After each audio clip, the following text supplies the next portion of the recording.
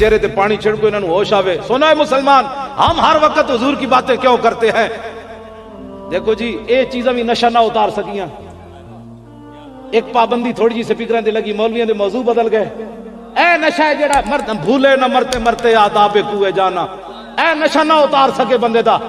70 زخم لگے ہون، ہاتھ بھی شل ہوئے، سر بھی پھٹے ہوئے تے ہوش آیا جدو سیدنا صدیق اکبر پانی چھڑکیا تے حضرت طلحہ نے یہ نہیں کہا میرا ہاتھ کی بننا ہے، سر کی بننا ہے، کی بننا ہے.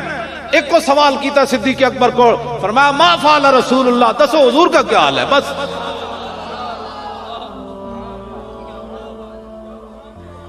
آج تھوڑی سی پابندیاں ہمارا عشق اتار دیتی ہیں، تھوڑی سی حکمرانوں کی جناب بدماشیاں ہمارے عاشقان رسول کے عشق کا رخ بدل دیتی ہے. حضور کی ناموس پر بات کرو جو وقت کی ضرورت ہے.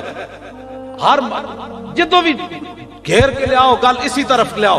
اعلیٰ حضرت بریلوی ایک نعت لکھی نا، فرمایا ہے طیبہ نہ صحیح افضل، مکہ ہی بڑا زاہد، ہم عشق کے بندے ہیں کیوں بات بڑھائی ہے.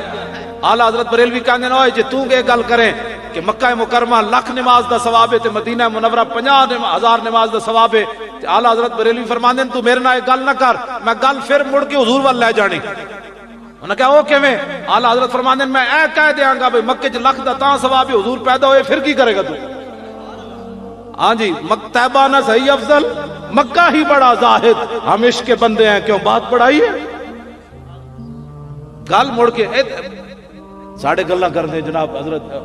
اے 70 زخم لگے ہومن تو پھر سوال ایک کو ہوئے بتاؤ جی حضور کا کیا حال ہے. فقال خیرن، صدیق اکبر کہنے لگے حضور بالکل خیریت نالن. وہ ارسلنی الیک، انہوں نے ہی تو مجھے آپ کی طرف بھیجا ہے. تو حضرت طلحہ بن عبید اللہ فرمانے لگے پھر کوئی بات نہیں، کل مصیبت بعدک جلل، یہ سر پھٹے ہو ہاتھ شل ہو جائے اس کی کوئی حیثیت نہیں. جب حضور ٹھیک ہے تو ہماری کوئی پرواہ نہیں ہے. حضور ٹھیک ہے، بعدک جلل، حضور کے ہوتے ہوئے ہمیں کوئی یہ نشہ نہیں اتارتی. حضرت ام عامر میدان احد کی طرف چلی. اے مسلمانہ دی دھی وے، اے ملالہ مسلمانہ دی دھی نہیں، اے مسلمانہ دی دھی نہیں، بالکل جڑے گستاخان رسول کے ساتھ کھڑے ہو کر تصویریں بنوائے، سلمان رشدی اور تسلیمہ نسرین کے ساتھ کھڑے ہو کر تصویریں بنوائے، یہ مسلمانوں کی بیٹی نہیں، یہ مسلمانوں کی بیٹی ہے ام عامر. مدینہ پاک خبر پہنچی، حضور پر حملہ ہو گیا. یہ مدینہ پاک سے چلی، راستے میں پوچھا ما فعل رسول اللہ، حضور کا کیا حال ہے. باپ بھی لڑن آیا، بیٹا بھی لڑن آیا، شوہر بھی لڑن آیا، بھائی بھی لڑن آیا. یہ ہے عشق کی بات. سارے کسی کا ہوش نہیں ہے زینے میں، باپ کا بھی تو پوچھو. یہ ہے محبت رسول. اقبال کلندر لاہوری کہتا ہے چو بنا میں مصطفیٰ خانم درود، از خجالت آب می گردد وجود. اقبال کہتا ہے جب میں حضور تے درود پڑھنا تے میرا بدن پانی پانی ہو جاندہ. تے میں کہا اقبال پانی کیوں ہوندا ہے؟ اتنے تو لوگ تقریر بھی سن رہے ہوں تاں بھی تسبیح چھکی جا رہے ہوندے. آج امام صاحب کے سامنے بیٹھے تاں بھی تسبیح چھکی جا رہے ہوندے، گلاں کر رہے ہوں تاں بھی تسبیح چھکی جا رہے ہوندے. تو درود پڑھ دے آپ تیرا وجود کیوں پانی پانی ہویا؟ کہندا عشق گویت اے محکوم غیر، سینہ تو از بتا مانند دیر.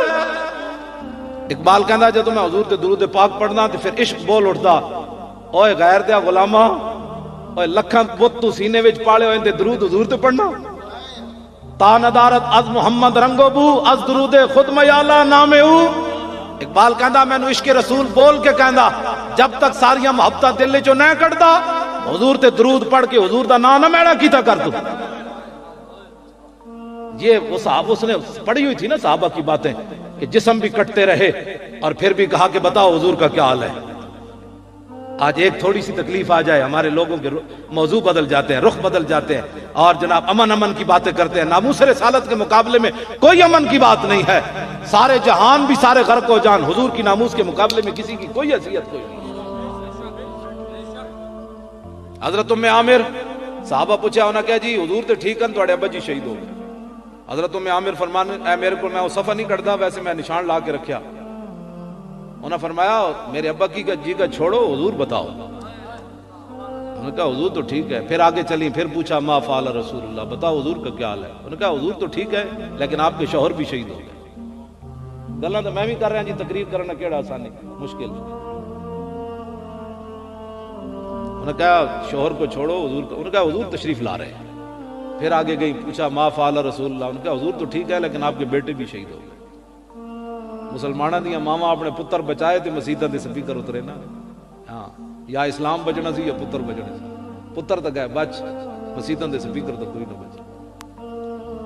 جب تک مسلمانوں دیا ماما کہندی سن جاؤ اے تانوں اسی پتی دھارا پلائیاں ہی تاں سن حضور دے نام تے قربان ہونا ہے. پھر اس وقت کسی دی جرت بھی نہیں سی ٹیڑی اکھ کر کے حضور وال کوئی ویکھدا.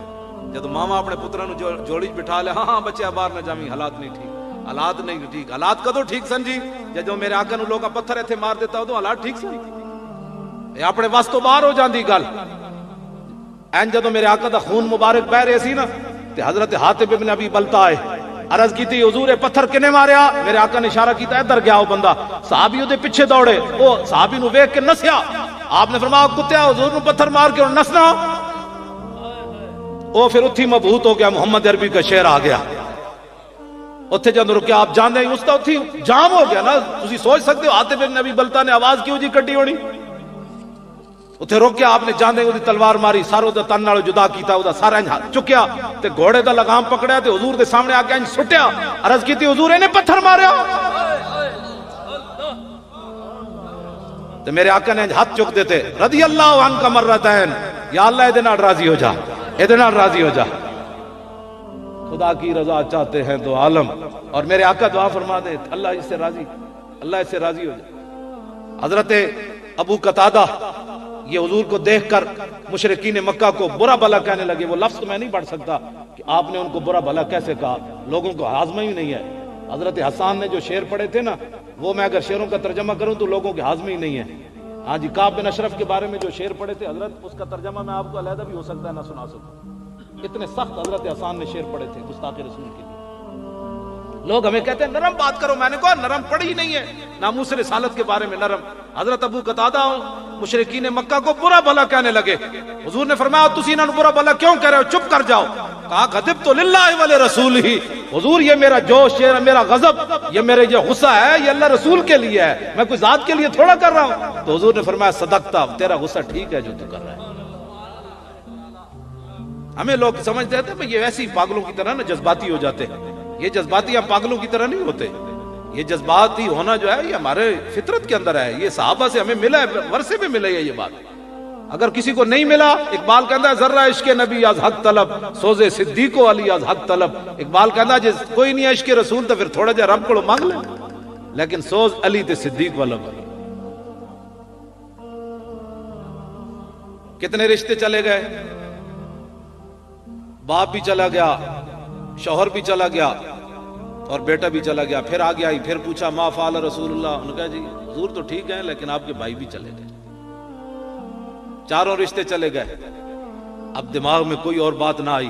چلتے چلتے جب حضور کے پاس پہنچی فاخذت بناحیت ثوبہ، حضور کا دامن کرم پکڑا اور عرض کی کہ یا رسول اللہ مجھے راستے میں پتہ چل چکا میرے چاروں رشتے چلے گئے، لیکن کل مصیبت بعدک جلد. بولی کہی ہے، بولی کسی دی نہیں پتی. ہاں مومن وہی ہے جو بولی یہاں بولے وہی وہاں بولے. صحابہ سارے دی بولی کوئی ہے. حضور آپ کے ہوتے ہوئے ہمیں کوئی پریشانی پریشان کر سکتی ہے؟ ملالہ مسلمانوں کی بیٹی نہیں ہے، مسلمانوں کی یہ بیٹی ہے جن کا میں بیان کر رہا ہوں. مسلمانوں کی بیٹی ام عمارہ ہے. صاحب جب میدان ختم ہوا نا احد کا تو میرے آقا نے فرمایا ملتفت یمینا ولا شمالا الا ورأیتها تقاتل دونی. جب میدان احد ختم ہوا یعنی احد کا معرکہ تو حضور نے فرمایا ام عمارہ، شوہر بھی لڑنے کے لیے آئے ہوئے حضرت عاصم اور دو بیٹے بھی لڑنے کے لیے آئے، حضرت عبداللہ اور حضرت حبیب بن زید، یعنی تینوں لڑنے کے لیے آئے. پیچھے سے ان کی ماں بھی آ گئی اور ان کی بیوی بھی آ گئی حضرت. تو وہ بھی رسول اللہ کا دفاع کرنے لگی. جب جنگ ختم ہوئی تو حضور نے فرمایا میں نے جدھر بھی دیکھا یہ عورت میرا دفاع کر رہی تھی. حضور نے پھر دعا دے دی. اس پر میں بہت سارا میں نے مواد اکٹھا کیا ہے کہ 99% حضور نے دعائیں ان کو دیں جنہوں نے حضور کی عزت پر پہرا دیا. جی ہاں جی بالکل، جنہاں حضور دی گل مان کے حضور پر ٹر پے. بس میدان خندق کے حضرت حذیفہ حضور تشریف لائے. حضرت حذیفہ کہتے ہیں اتنی مجھے سردی لگی ہوئی تھی کہ میں زمین کے ساتھ چمٹا ہوا تھا. حضور نے ایک ایک بندے کو ہاتھ لگایا. فرمایا کون؟ کہا جی حذیفہ. فرمایا اٹھو. کہنے لگے میں اٹھ کھڑا ہوا. حضور نے فرمایا جاؤ کافروں کی خبر لے کر آؤ. کپڑے بھی بدن پر نہیں تھے، صرف تہبند باندھا ہوا تھا. تو کہنے لگے میں نے جب حضور نے فرما دیا تو میں چل پڑا. کہنے لگا جب میں چلا تو حضور نے پھر دعا مانگی, یا اللہ اس کی دائیں سے بھی حفاظت کر, بائیں سے بھی حفاظت کر, آگے سے بھی, پیچھے سے بھی, اوپر سے بھی, نیچے سے بھی. ہاں جی, حضور کے حکم ماننے سے بندہ دنیا سے پیچھے رہ جاتا ہے یا ہر طرف سے دعائیں مل جاتی ہیں. آج مسلمانوں کا یہ عقیدہ ہے کہ اگر ہم حضور کے فرمان پر عمل کریں گے نا تو ہم دنیا کی دوڑ سے پیچھے رہ جائیں گے, پھر یورپ ہم سے جو ہے وہ آگے نکل جائے گا, ہم اس سے پیچھے رہ جائیں گے. یہ دعا حضرت حذیفہ بن یمان فرماندے جدوں میں چلیا تو پھر ہمیں پتہ لگیا میں گرمی میں چل رہا تو جدوں خبر لے کے واپس آئے تو حضرت حذیفہ فرماندے حضور جس چادر وچ آرام فرما سن حضور نے مینوں اپنی چادر دتی وی تسی بھی کر لو تے کہندے پھر میں ساری رات حضور دے پاؤں مبارک سینے نال لا کے ستا رہا. تو آیا نہ در تے کیوں بد نصیبہ ہزاراں رنگاں وچ رنگیندے محمد صلی اللہ تعالی علیہ. لو جی میری گفتگو ختم پنڈی والے نال. میں ہن آخری ایک دو گلاں کر کے تے بس میں اپنی گفتگو مکان لگا. پنڈی والے دلیر ہون, حضور کی عزت پر پہرا دینا ہے. بڑے ڈلے جا بولے ہو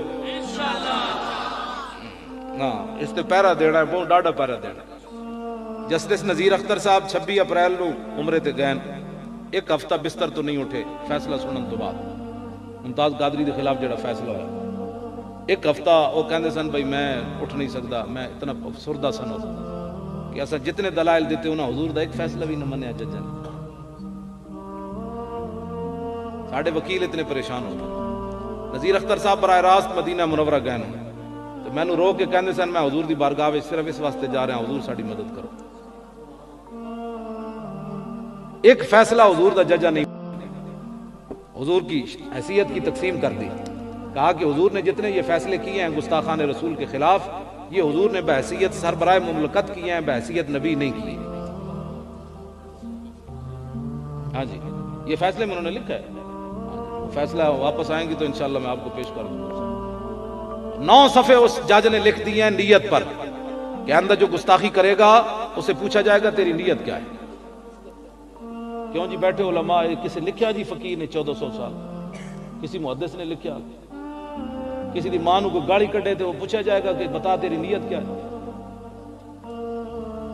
تو ساری دنیا کی مائیں اس خاک پر قربان جہاں ہمارے آقا و مولا نے ایک بار پاؤں رکھا. اب اس جج کو کس نے حق دیا ہے کہ وہ پورے اسلام کی تاریخ کو بدل کر رکھ دے؟ یہ ہماری اور آپ کی کوتاہی ہوئی نا کہ ہم نہیں اس پہ پہنچے. سارے فیصلے اس نے جناب خلاف لکھ دیتا ممتاز قادری دے. جے رسول اللہ دا دین اتنے ہوندا تو انہوں تے چاہیے بتیاں, تو انہوں تے چاہیے سڑکاں, تو سا حضور تے عزت اور ناموس دی کدی گل کیتی ہوتی تے جج دی جرت سی اتنا بڑا بکواس کردا ہو. جج دے سامنے وکیل بھی جاوے اینج سر کر کے جھکا کے صرف اودے سامنے اینج نہ کرے تے وکیل نوں چپ کے باہر کٹ دیندے ہو. ذلیلو اپنیاں تسی اتنی عزتاں بڑھائیاں تے جڑا رب العالمین دے محبوب ہن تے جنہاں دے بارے سانس لینا بھی جتھے اتنی بے ادبی ہو تے انہاں دے بارے تسی ایہو جہے تک فیصلے دے رہے ہو. یہ پاکستان اس لیے بنا تھا کہ قائد اعظم محمد علی جناب مقدمہ ناموس رسالت کا لڑنے کے لیے آیا اور اس کو پتہ نہیں تھا اس لڑکے نے قانون کو ہاتھ میں لیا. آج پاکستان میں کیا بن رہا ہے؟ سپیکر اتر جا رہے, پیر میر علی شاہ صاحب کی کتاب پر پابندی, انیت الطالبین پر پابندی, فلاں پر پابندی, فلاں پر پابندی. یہ کس لیے پاکستان اس لیے بنا تھا. علماء اپنی تقریروں کا رخ بدلے اور ناموس رسالت پر بات کریں. اور نذیر اختر صاحب نے مجھے علیحدگی میں یہ بات بتائی کہ آئندہ اگر آپ اس مسئلے میں نہ اٹھے تو آئندہ جتنے گستاخ بند ہیں وہ بھی رہا ہو جائیں گے. وہ کہیں گے ہماری تو نیت ہی نہیں تھی گستاخی رسول, سارے مسئلے ہی حل کر دیے جائیں گے. اور ہمارے علماء جب مطالبہ کرتے ہیں نا کہ اقوام متحدہ قانون بنائے نبیوں کی ناموس کا, تو نذیر اختر صاحب مجھے کہہ رہے تھے آپ لوگوں کو بتائیں کہ ساتھ یہ بھی شرط رکھیں کہ برحق نبی جو ہے انہوں نے مطلقاً اگر یہ قانون پاس کر دیا تو آئندہ قیدیانیوں کے خلاف بھی کوئی نہیں